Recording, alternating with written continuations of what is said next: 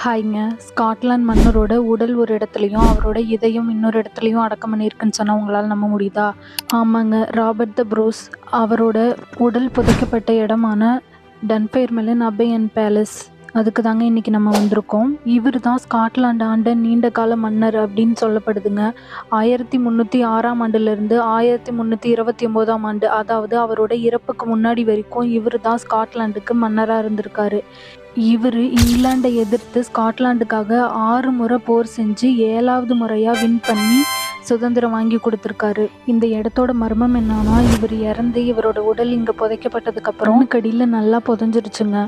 அதுக்கப்புறம் சுமார் 500 வருஷம் கழிச்சு தான், அதாவது 1818ஆம் ஆண்டு தான் இந்த இடத்த புதுப்பிக்கணுன்றதுக்காக குழி தோண்டும் போது இவரோட எலும்புகள் கண்டுபிடிச்சிருக்காங்க. அதுக்கப்புறம் ஒரு தங்க துணியால அதை போத்தி அதுக்கு மரியாதை செஞ்சு அதை மறுபடியும் அங்கேயே புதைச்சிட்டதா சொல்றாங்க. ஆனா அவரோட இதயம் ஸ்காட்லாந்துல இருக்க மெல்ரோஸ் அபே அப்படின்ற ஒரு இடத்துல புதைக்கப்பட்டதா சொல்றாங்க. இது வெறும் கல்லறை மட்டும் இல்லை, இந்த இடத்துல தான் மன்னர் குடும்பங்கள் பலர் வாழ்ந்திருக்காங்க. அது மட்டும் இல்ல, ஸ்காட்லாந்துல பிறந்த கடைசி மன்னரான த கிங் சார்லஸ் I அவங்களோட பிறந்த இடமும் இதுதான்.